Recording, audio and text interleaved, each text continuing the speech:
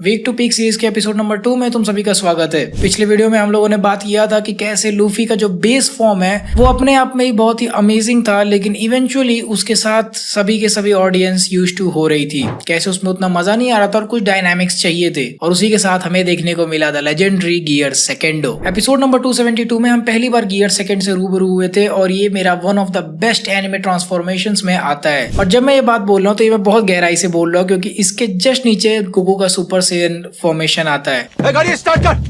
देखो, गोकू का जो सुपर सैयन ट्रांसफॉर्मेशन था वो बहुत ही लेजेंडरी था, क्योंकि वो सबसे पहला एनिमे ट्रांसफॉर्मेशन था जो मैंने देखा था, और वो मुझे बहुत पसंद आया था। लेकिन लूफी का जो ट्रांसफॉर्मेशन था वो अपने आप में ही बहुत ही यूनिक था, और इसीलिए वो मुझे थोड़ा ज्यादा पसंद आया। इसका मतलब ये नहीं कि मैं ड्रैगन बॉल को डाउनग्रेड कर रहा हूँ, लेकिन जो तरीके से हमें देखने को मिला था ना गियर सेकेंड की, लूफी के पैर में से वो पंप मार रहा है, और उसका नाम भी गियर सेकेंड था। It is not just some kind of वो सुपरमैन वाला हिसाब की अचानक से पावर अप हो गए, ऑरा फैलने लगा। वो ऑलरेडी मार्वल वगैरह में देख रखा था, लेकिन यहाँ पे यार भाई एक अलग फीलिंग आ रही थी। ठीक है कि वो अपने पैरों से पंप लगा रहा है, अंदर कोई मशीन चल रही है कि अचानक गियर नाम दे रहा है, और फिर उसके बाद जो देखने को मिला जो पावर अप था, इतना ज्यादा लूफी का स्पीड वगैरह अचानक से बढ़ गया था कि बहुत मजा आ रहा था उस समय। मतलब अगर तुम लोग को ट्रांसफॉर्मेशन ठीक से याद हो तो तुम देखोगे कि ऐसे एक पिस्टन की तरह कुछ चल रहा है, जैसे एक्चुअली में बाइक्स में चलता है, और फिर उसी के आगे वो नाम रख रहा है गियर 2। वो बहुत ही ज्यादा यूनिक लग रहा था, क्योंकि यहाँ पे कोई ऐसे ऑरा ट्रांसफॉर्मेशन नहीं हो रही, या फिर वो खुद को बहुत ज्यादा अलग से पावर अप नहीं कर रहा है। It is just the way he is using his devil fruit, जो कि मुझे बहुत ज्यादा पसंद आया। वैसे अगर बॉटम लाइन पर बात करें तो गियर सेकेंड में वो बस अपने ब्लड के फ्लो को बहुत जोर से बढ़ाता है, जिससे उसकी स्पीड, स्ट्रेंथ और एक्सेलरेशन बहुत ज्यादा बढ़ जाती है, जिसकी वजह से उसको एक काफी बड़ा सा स्पीड के टर्म्स में पावर अप मिलता है। एंड ये पावर्स लूफी को स्पेसिफिकली वही दो चीजें देती हैं जो कि उसे उस टाइम पर चाहिए था। देखो, अगर तुम उस टाइम के हिसाब से देखोगे तो ये सीन 2006 में आया था, एंड आज भी अगर तुम जाके वापस से वो वाला एपिसोड देखोगे तो भी तुम्हें गूज़बम्स आ जाएंगे। One Piece fans and Luffy के उसकी शुरुआती जर्नी में गियर सेकेंडो ओडा सेंसेई ने एक ऐसी चीज दी थी जो कि एक शोनेन एनिमे के मेन प्रोटैगनिस्ट को मिलनी चाहिए। हालांकि अगर तुम ओवरऑल स्टोरी को देखोगे तो ये चीजें ओडा सेंसेई को उतना मायने नहीं रखती हैं। लूफी को आगे बढ़ना है, उससे पायरेट किंग बनना है, एंड आगे आने वाले अपोनेंट्स ऑब्वियसली बहुत ज्यादा स्ट्रॉन्ग होने वाले थे, तो उनको डिफीट करने के लिए कोई तो पावर अप लूफी को चाहिए ही था। एंड इसीलिए तुम देखोगे तो ओडा सेंसेई ने एक ही साथ लूफी को दो पावर अप दिए, लेकिन सेकंड वाला बस थोड़ा सा टीज करके छोड़ दिया था। देखो, गियर सेकंड और गियर थर्ड के बीच में तुम्हें ज्यादा कुछ साइड चीजें देखने को नहीं मिलेंगी, लेकिन गियर सेकंड हमारे लिए थोड़ा सा ज्यादा इंपॉर्टेंट हो गया था, क्योंकि अभी भी मेन अपोनेंट यानी कि रॉब लूची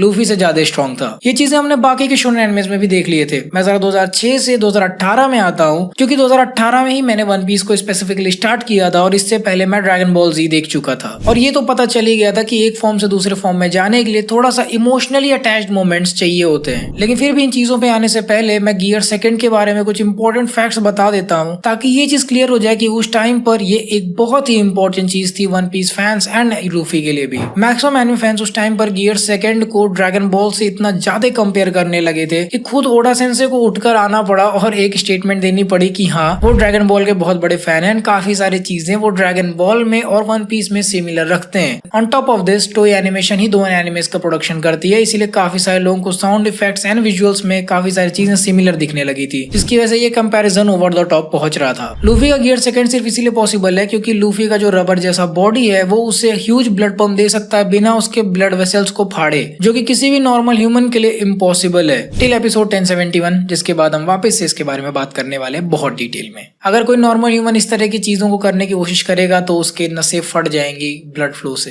एनिमे में गियर 2 को नोटिस करना बहुत ज्यादा इजी एज कम्पेयर टू मांगा, क्योंकि मांगा में कोई खास कलरिंग नहीं थी, सिर्फ लूफी के बॉडी से स्टीम इमिट हो रहा था। एंड वहीं पर एनिमे में हम देखते हैं कि उसकी बॉडी का कलर थोड़ा सा रेडिश हो गया है, जो कि बताता है कि हाँ, उसके बॉडी से खून बहुत ज्यादा पंप हो रहा है। गियर सेकंड को यूज करने के बाद लूफी पैरालाइज हो जाता था, एटलीस्ट स्टार्टिंग के एपिसोड्स में, जो कि एक बहुत बड़ी प्रॉब्लम थी लूफी के लिए एज कम्पेयर टू उसकी बाकी एबिलिटीज। लूफी का जो गियर सेकंड था वो एक्चुअली में CP9 के सोरू जो एबिलिटी थी उससे काफी ज्यादा इंस्पायर्ड था। इनफैक्ट उसी को देख के लूफी ने सोचा था कि वो भी ऐसा कुछ इंप्लीमेंट करता है, और बाद में उसने उनसे बेटर करके वो चीज दिखाई, विच ऑल्सो एक्सप्लेन्स कि उसकी इमेजिनेशन ही उसकी लिमिट है। एक बहुत इंटरेस्टिंग चीज थी जो कि दाल में घी जैसा है कि लूफी जब भी गियर सेकंड एक्टिवेट करता था और कोई भी मूव यूज करता था तो उसके आगे जेट लगा देता था। अभी देखो, पिस्टन जैसा उसका मूवमेंट है, फिर उसके बाद गियर उसका नाम है, एंड उसके आगे जेट लगा देना, तो अपने आप में ऐसा लग रहा था कि कोई बहुत भयंकर मशीन टाइप की चीज चल रही है उसके अंदर। तो बहुत सही लग रहा था मुझे। तो गियर सेकंड एक ऐसा फॉर्म है जो कि लूफी को आगे चल के और भी कई सारे पावर अप्स और एबिलिटीज को इम्प्लीमेंट करने का आइडिया देता है। 2 साल की ट्रेनिंग के बाद लूफी ने अपना गियर सेकंड इतना ज्यादा मास्टर कर लिया था कि अब वो अपनी इन एबिलिटीज को और भी कई सारे अलग गियर्स में यूज कर सकता था। एंड कैसे गियर सेकंड एक स्टार्टिंग स्टेप था उसके आगे आने वाले पावरफुल ओपोनेंट से फाइट करने के लिए, जहां वो गियर सेकंड को सिर्फ उन्हीं चीजों के लिए यूज करता था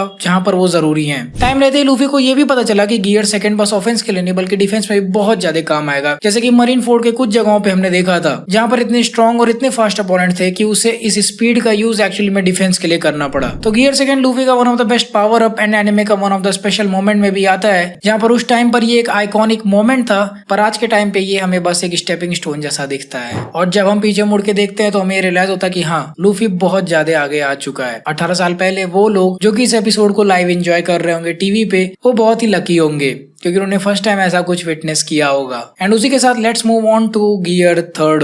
गियर थर्ड को इस तरह से लूफी ने टीज किया था ना कि देख के लग रहा था कुछ तो भयंकर वो करने वाला है। सोचा अपने उठेगा उसे बाइट करके वो उसे छोड़ देता है और मुझे लग रहा था कि इस बार तो कुछ और ही कर देगा जो कि मैं इमेजिन नहीं कर पा रहा था, क्योंकि ऑब्वियसली पिछला वाला ट्रांसफॉर्मेशन कोई सुपर सैयन टाइप का नहीं था, इसलिए अगला वाला इमेजिन करना ही मुश्किल हो रहा था। यहाँ पर नारुतो के ट्रांसफॉर्मेशन मेरे लिए इजी पड़ रहे थे कि ठीक है पहले उसके 3 टेल होंगे, फिर 4 टेल होंगे, फिर तो आगे चल के वो गोकू ही बन गया। लेकिन यहाँ पर ये चीज बहुत ही ज्यादा अलग थी। और फिर आगे चल के जो और थोड़ा बहुत टीज किया ओडा सेंसे ने, जब उसने पूरा का पूरा दरवाजा ही मार के गिरा दिया। एंड देन जब हमें फाइनली पूरा का पूरा गियर थर्ड फुल फॉर्म में देखने को मिला तो उसका इतना बड़ा हाथ निकल के आ रहा था एनियस लॉबी में से कि देख के मैं शॉक रह गया था। गियर सेकंड की तरह गियर थर्ड को अपना उतना कुछ स्पेशल मोमेंट नहीं मिला है, क्योंकि गियर सेकंड का अपना एक पोज है जिसको लोग बहुत ज्यादा रिपीट करते हैं, लोगों को मजा आता है उस तरह से पोज करने में, बट गियर थर्ड का उतना कुछ खास नहीं था कभी। लेकिन फिर भी आगे चल के गियर थर्ड ही सबसे ज्यादा हमें अमेज करते हुए दिखता है, जैसे किस तरह से वो काइडो को पंच करता है जब वो पहली बार वानो में आता है, या फिर हम कहें कि वो बुशुशु को हाकी से जब खुद को इन्फ्यूज करके उस बड़े से ऑक्टोपस को हिट करता, तो वो सारे काफी इंपॉर्टेंट मोमेंट्स थे।